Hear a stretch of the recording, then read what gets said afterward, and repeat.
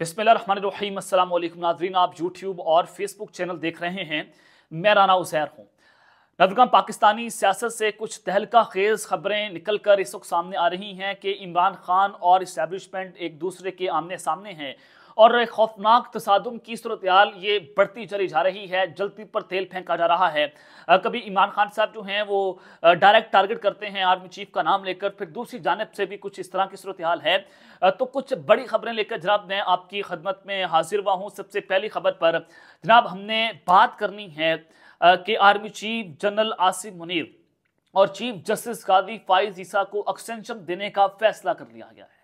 ये खबर बड़ी इंपॉर्टेंट है और इसकी सरकारी सतह पर तस्दीक कर दी गई है। बल्कि शहबाज शरीफ ने, वज़ीर-ए-आज़म पाकिस्तान ने इस खबर की किस तरह से तस्दीक की है, अहम तरीन तफसीलात बमा हक़ाइक़ और बमा सबूत आपके सामने रखनी है, क्योंकि ये खबर बड़ी इंपॉर्टेंट और बड़ी सेंसिटिव है। तो जिम्मेदारी से ये खबर देना अब तक बड़ा ज़रूरी बन चुका है। और फिर दूसरी जानिब इमरान खान साहब ने भी आज ऐलान जंग कर दिया है और वो भी मैदान में कूद पड़े हैं। और जिस तरह से ये लड़ाई बढ़ती चली जा रही है, तो खान साहब क्या करने जा रहे हैं, इमरान खान साहब ने आज उसका ऐलान कर दिया है। तो इस हवाले से ये अहम तरीन तफसीलात जनाब मैंने आपके सामने रखनी है। और फिर फवाद चौधरी साहब के हवाले से एक बहुत बड़ी खबर आज सामने आ चुकी है और फवाद चौधरी की जनाब जो है वो दबंग एंट्री हुई है।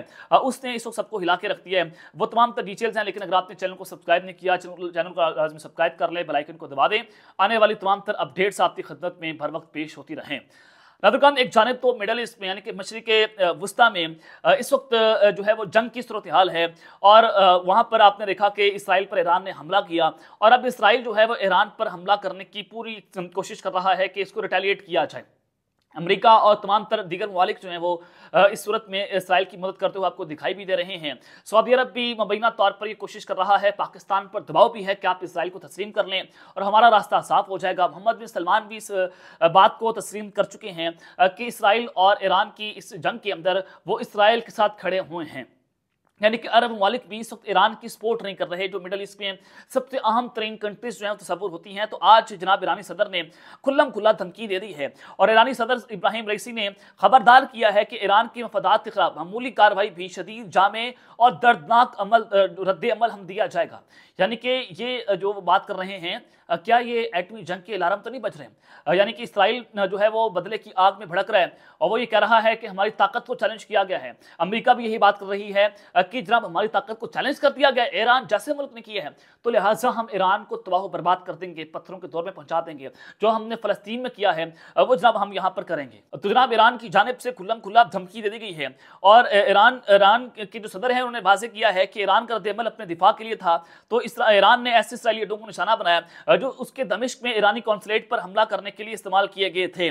तो ये जनाब बड़ी अहम तरीन सूरत-ए-हाल है और इसराइल के वज़ीर ख़ारजा ने कहा है कि वह ईरान के मिसाइल प्रोग्राम पर पाबंदियां लगाने और ईरान की पासदाराना इनकलाब को दहशतगर्द तंजीम करार दिलवाने के लिए दुनिया के दिगर ममालिक पर जोर दे रहे हैं। लिहाजा ईरान पर पाबंदियां भी लगाई जा सकती हैं। तो इसराइल उसके लिए लॉबिंग कर रहा है, अक़वाम मुत्तहिदा को उसके लिए इस्तेमाल किया जा रहा है। अमेरिका ने उधर से G6 कंट्रीज का इजलास बुला लिया है, अरब ममालिक के इन्फ्लुएंस को इस्तेमाल किया जा रहा है और यही वजह है कि पाकिस्तान में बेशतर दौरे भी किए जा रहे हैं कि इस वक्त सऊदी वफद पाकिस्तान में मौजूद है और इस माह के आखिर में शहबाज शरीफ साहब ने सऊदी अरब जाना है और मई में जनाब मोहम्मद बिन सलमान ने पाकिस्तान आना है और इससे पहले आर्मी चीफ भी जनाब सऊदी अरब का दौरा कर चुके हैं।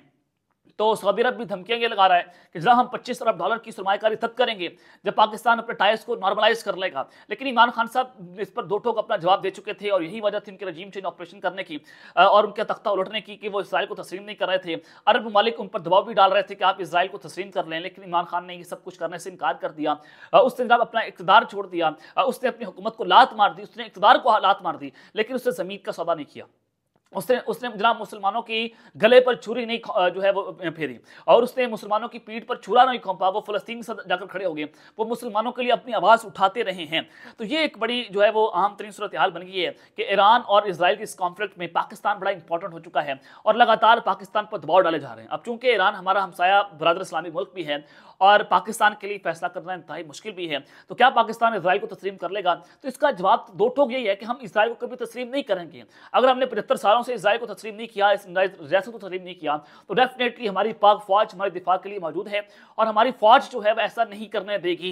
ये तो पत्थर पर लकीर है कि हम इजराइल के साथ जो है ताल्लुकात को इस्तवार नहीं करेंगे, हम इजराइल को तस्लीम नहीं करेंगे। अब जनाब पाकिस्तान की जो पॉलिटिक्स है उससे भी कुछ खतरनाक खबरें इस वक्त सामने आ रही हैं। आज कोर कमांडर्स कॉन्फ्रेंस भी हो गई, army chief general Asim Munir साहब ने GHQ में यह हम इजलास बुलाया और आमतौर पर आप देखते थे कि उस कोर कमांडर्स कॉन्फ्रेंस में जो पहले लगातार हो रही हैं 9 मई के बाद, उसमें पाकिस्तान तहरीक इंसाफ और इमरान खान साहब का डायरेक्टली और इनडायरेक्टली जिक्र होता रहा है। मखसूस सियासी जमात पाक फौज के खिलाफ प्रोपेगेंडा कर रही है, हम उस पर तशवीश का इजहार करते हैं। कोर कमांडर्स कॉन्फ्रेंस में इसका एलामिया पहले भी जारी होता रहा, लेकिन आज की जो कोर कमांडर्स कॉन्फ्रेंस थी उसमें यह बात तो लिखी गई कि पाक फौज के खिलाफ जो प्रोपेगेंडा हो रहा है हम उसका मुंह तोड़ जवाब देंगे और कानूनी कार्रवाई उस पर की जाएगी। लेकिन एक मखसूस सियासी जमात का आज की इस कोर कमांडर्स कॉन्फ्रेंस में कोई जिक्र नहीं हुआ, तो इट मीन्स के बैक डोर्स पर भी इमरान खान साहब के साथ जो ताल्लुकात हैं वो बेहतर हो रहे हैं। इससे पहले इमरान खान साहब ने कहा भी था कि आप एक मखसूस सियासी जमात का नाम लेकर हमारे खिलाफ बात कर लेते हैं तो ये आपका जो है वो आपकी डोमेन नहीं बनती। तो उसके बाद ये एक बड़ा अहम और जिम्मेदाराना एक प्रेस रिलीज ISPR की जानिब से जारी किया गया, उसमें इमरान खान या फिर किसी सियासी जमात को उस पर टारगेट नहीं किया गया। तो एक खुशाइंद अमल है कि इमरान खान और इस्टेब्लिशमेंट के दरमियान ताल्लुकात इस्तवार होना शुरू हो चुके हैं। आज की कोर कमांडर्स कॉन्फ्रेंस से हमें एक सिग्नल तो आज मिल गया। तो सबसे पहले आपको एक बड़ी खबर दे देता हूं कि फवाद चौधरी साहब जो हैं वो सियासत से किनारकशी उन्होंने इख्तियार कर ली थी। इमरान खान के खिलाफ उन्होंने कोई प्रेस कॉन्फ्रेंस नहीं की थी, ना उन्होंने इमरान खान के खिलाफ कोई किसी भी किस्म की कोई बात की थी, और उनको गिरफ्तार करने का असल वजह भी यही थी कि उन पर दबाव डाला जा रहा था कि वो इस्तेकाम पाकिस्तान पार्टी में जो है वो उनको ज्वाइन कर लें, वो जनाब वहां से इलेक्शन लड़े उनके टिकट से, और फिर उनको इमरान खान के खिलाफ सुल्तानी वादा माफ गवाह बनाने की तैयारियां हो रही थी, उनको सुल्तानी गवाह बनाया जाए। लेकिन फवाद चौधरी ने इमरान खान के खिलाफ सुल्तानी गवाह बनने से इनकार कर दिया। तो उस सूरत हाल में अब फवाद चौधरी साहब जो है वो रिहा हो गए हैं और उन्होंने अपनी स्टेटमेंट भी कल जारी की कि मेरी सियासत का फैसला इमरान खान साहब खुद करेंगे, मैं पाकिस्तान तहरीक इंसाफ में था, है और रहूंगा। और अली जदी साहब भी राब्ते कर रहे हैं कि वो पाकिस्तान तहरीक इंसाफ में वापस आ जाएं। अली अमीन गंडापुर से उनका राब्ता भी, उनकी मुलाकात भी हुई और वो अपने इंटरव्यूज भी जनाब इस तरह से तवातुर से दे रहे हैं और वो भी यही बात कर रहे हैं कि उन्होंने पाकिस्तान तहरीक इंसाफ और इमरान खान के खिलाफ किसी भी किस्म की जनाब कोई बात नहीं की है। तो उस पर पाकिस्तान तहरीक इंसाफ ने अपना वाज़ेह रद्द-ए-अमल दे दिया है। फवाद चौधरी और अली जदी जैसे लोगों के लिए पाकिस्तान तहरीक इंसाफ ने अपने जो है वो दरवाजे खोल दिए हैं। आज PTA के चेयरमैन बैरिस्टर गौहर अली खान साहब ने कहा कि फवाद चौधरी, अली जदी या दिगर की वापसी का फैसला इमरान खान करेंगे। मुश्किल वक्त में लोग पार्टी को छोड़ गए थे, इमरान खान फैसला करेंगे कि उन्हें किन शराइत पर वापस लिया जाए। यानी कि PTA ने दरवाजे खोल दिए हैं, कुछ शराइत होंगी और कुछ प्रेस कॉन्फ्रेंस दोबारा करवाई जाएंगी। फवाद चौधरी साहब दोबारा प्रेस कॉन्फ्रेंस करेंगे, अली जदी साहब दोबारा प्रेस कॉन्फ्रेंस करेंगे और जो शराइत होंगी वो मानकर दोबारा पाकिस्तान तहरीक इंसाफ में वापस आ जाएंगे। और हमें अपने वर्कर्स का ख्याल रखना है, ये बड़ी इंपॉर्टेंट बात थी। उन्होंने कहा कि जब हम अपने वर्कर्स के साथ खड़े हुए हैं हम उनका ख्याल रखेंगे। और उन्होंने कहा कि सियासत में मुज़ाकरात के दरवाजे कभी बंद नहीं होते, इस हुकूमत के साथ हम क्या मुज़ाकरात करें। कल पार्लियामेंट का सेशन हमने 1843 के साथ बुलाया था, जुडिशरी पर बात होनी थी, लेकिन स्पीकर ने हमें बोलने का मौका नहीं दिया। जहां तक इमरान खान की रिहाई का ताल्लुक है, ये बड़ी इंपॉर्टेंट बात जनाब हो गई है कि इमरान खान साहब जो हैं उन्होंने इस वक्त ऐलान जंग कर दिया है और वो जनाब इस वक्त खुलकर बात कर रहे हैं, खुलकर बोल रहे हैं। और इससे पहले भी जनाब उन्होंने जो है वो हुकूमत को आड़े हाथों लिया, बल्कि हुकूमत तो क्या वो इस्टेब्लिशमेंट के साथ डायरेक्ट जो है वो उनको टारगेट कर रहे हैं। आर्मी चीफ का जनाब वो नाम ले रहे हैं, DJI से बार बार नाम लिया जा रहा है। वो शख्स अडयाला जेल में बैठ कर भी सरेंडर नहीं कर रहा। तो उस सूरत हाल में जनाब अब ये कहा जा रहा था, मैंने आपको अपने पिछले व्लॉग में बताया कि इमरान खान को ये ऑफर दी गई है कि आप 2 साल के लिए खामोश हो जाएं, इस हुकूमत को चलने दें, आप जल्द से जुलूस कर लीजिएगा लेकिन लॉन्ग मार्च ना कीजिएगा, इस हुकूमत को ना गिराइएगा और आप जो मर्जी कर लें लेकिन आप जो है थोड़ी देर के लिए खामोश हो जाएं। तो अब पाकिस्तान तहरीक इंसाफ के चेयरमैन बैरिस्टर गौहर अली खान साहब ने कहा कि हुकूमत से डील के नतीजे में इमरान खान किसी सूरत रिहा नहीं होंगे। ये उन्होंने 2 टोक जवाब दे दिया है कि खान साहब डील नहीं करेंगे और डील करके वो जनाब रिहा नहीं होंगे, बल्कि वो एक नेल्सन मंडेला की तरह एक बहुत बड़ा लीडर बनकर जनाब बाहर निकलेगा। तो हुकूमत को ये खौफ खाया जा रहा है कि हमसे ये पाकिस्तान तहरीक इंसाफ की जो B टीम है, जो अंडर 19 की टीम है, हमसे वो नहीं संभाली जा रही, तो हम खान को कैसे टैकल करेंगे। वो आते ही सड़कों पर जो है वो लॉन्ग मार्च की या जलसों की कॉल दे देगा और वो हमारा चलना मुश्किल कर देगा।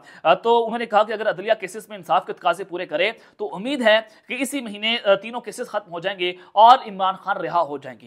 अब जाहिर है बड़े जर्नलिस्ट भी यही बात कर रहे हैं कि इमरान खान साहब जो हैं उनको अप्रैल या मई में रिहाई मिल जाएगी, वो जेल से बाहर आ जाएंगे और वो आपको अडयाला जेल से समान पार्क मिलेंगे। तो लिहाजा अब उस पर काम शुरू हो चुका है। साइफर का केस हो, दौरान निकाह का केस हो, अब ये उड़ते हुए दिखाई दे रहे हैं और हचकोले खा रहे हैं और ये जो केसेस है वो अपने हतमी मराहिल के अंदर हैं और खान साहब के हक में जाते हुए जनाब ये फैसले दिखाई दे रहे हैं।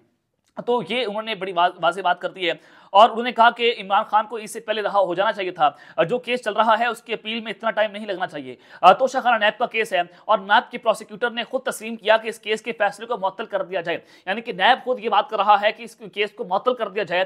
तो इट मीन्स के बर्फ पिघलना जो है वो इस वक्त जनाब शुरू हो चुकी है। तो उस सूरत हाल में अब एक और बड़ी खबर जनाब निकल कर सामने आ चुकी है कि बार बार एक परसेप्शन बनाया जा रहा था कि आर्मी चीफ इमरान खान के खिलाफ है, ये अना की जंग है, क्योंकि इमरान खान ने उनको अपने दौरे हुकूमत में DGI के ओहदे से हटा दिया था। हालांकि शायद इस तरह की बात ना हो, कोई और वजह भी हो सकती है, लेकिन एक परसेप्शन यहां पर बना दिया गया। और फिर एक और परसेप्शन बनाया गया कि इमरान खान जो पिंडी में 27 नवंबर को अपना लॉन्ग मार्च लेकर गए थे, धरना लेकर गए थे, वो आर्मी चीफ को जो है वो जनरल आसिम मुनीर को बनना नहीं देखना चाहते थे। वो चाहते थे कि जनरल फैज हमीद को आर्मी चीफ लगाया जाए। तो ये एक जो है परसेप्शन पाया जा रहा था। तो अब ये खान के लिए की शायद बुरी खबर भी हो सकती है कि चीफ जस्टिस कादी फाई ईसा साहब जो है वो लगातार इमरान खान और पाकिस्तान तहरीक इंसाफ के खिलाफ फैसले दे रहे हैं और वो टाउट बने हुए हैं और वो इंसाफ की मसनद पर बैठकर भी जनाब इंसाफ टकों पर बिकता हुआ आपको दिखाई भी दे रहा है। ये पूरी पाकिस्तानी कौम देख रही है। तो अब जनाब आर्मी चीफ और चीफ जस्टिस को एक्सटेंशन मिलने की खबर इस वक्त सामने आ चुकी है और हुकूमत ने जनाब एक और अहम फैसला कर लिया। हुकूमत ने अहम तैनातियों के लिए तहरीक इंसाफ दौर की पॉलिसी में तरमीम का फैसला करते हुए तैनातियों के लिए 65 साल तक उम्र की शर्त खत्म करने का फैसला कर लिया है। वज़ीर आज़म ने असम्बली की मंजूरी के लिए वफाकी काबीना से लेने की इजाज़त दे दी है, यानी कि वफाकी काबीना जनाब इस असम्बली की जो है मंजूरी देगी और फिर तरमीम आइन के अंदर तरमीम की जाएगी। और चीफ जस्टिस कादी फाई ईसा साहब इस साल अक्टूबर में या नवंबर में रिटायर्ड हो रहे हैं और उनको मजीद 2-3 साल की एक्सटेंशन मिल जाएगी। और यूं ही ये बात आर्मी चीफ साहब के लिए भी हो सकती है कि जनाब उनको एक्सटेंशन दे दी जाए। बहुत सारे मामला हो सकते हैं, जाहिर नहीं, ये जरूरी बात नहीं है कि आर्मी चीफ की एक्सटेंशन हो रही है, उनको तो आप वैसे भी एक्सटेंशन दे सकते हैं, वो उसके लिए 2/3 मेजॉरिटी आपको चाहिए और वो इस हुकूमत के पास मौजूद है। और चीफ जस्टिस को भी एक्सटेंशन देने के लिए आपके पास 2/3 मेजॉरिटी होनी चाहिए। तो लिहाजा ये एक बड़ी दिलचस्प सूरत हाल बन चुकी है और हुकूमत ने फैसला कर लिया है कि अब एक्सटेंशन देने के लिए अब 65 साल की उम्र जो है वो जरूरी नहीं होगी और 65 साल के बाद भी आप जनाब अपनी मुद्दत मुलाज़मत को जारी रख सकते हैं। तो ज़राए के मुताबिक तरमीम के बाद नई तैनातियों के लिए उम्र की कोई बलाई हद नहीं होगी और इस इकदाम से ऑफिशियल प्रोफेशनल पे स्किल्स पे नई तैनातियों की जो राह है वो हमार हो जाएगी और तरमीम के बाद अब 65 साल की उम्र के बाद भी तैनाती हो सकेगी और मौजूदा तैनाती में भी 65 साल की उम्र के बाद तोसीह की तरमीम भी असम्बली का हिस्सा है।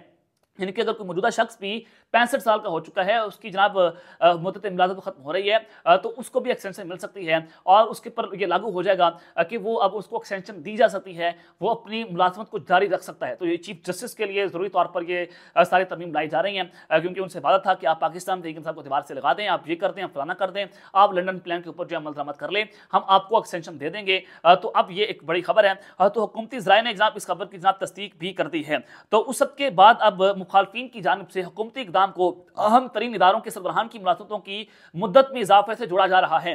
अब मुखालफिन जनाब ज़ाहिर है इस पर यही परसेप्शन है कि अहम तरीन इदारे कौन से हो सकते हैं, इसमें जनाब चीफ जस्टिस कादी फाई ईसा साहब हो सकते हैं या फिर इसमें मिलिट्री के जो है वो अहम तरीन इदारे इसमें मौजूद हो सकते हैं या फिर कोई भी इदारा इसमें काम कर सकता है। तो उनको एक्सटेंशन देने के लिए वफाकी काबीना ने वज़ीर आज़म ने अपनी असम्बली जो है वो तैयार कर ली है। वफाकी काबीना इसको मंजूर करेगी और फिर मामला जो है पार्लियामेंट में जाएगा और 2/3 मेजॉरिटी से उस तरमीम को कबूल कर लिया जाएगा, मंजूर हो जाएगी। और अब ये एक बहुत बड़ी जनाब सूरत हाल बनती हुई आपको दिखाई दे रही है। अब तक लेते हैं, अपना ख्याल रखिएगा और इस जंग अपने लाजमी ख्याल रखना लगे। पाकिस्तान जिंदाबाद।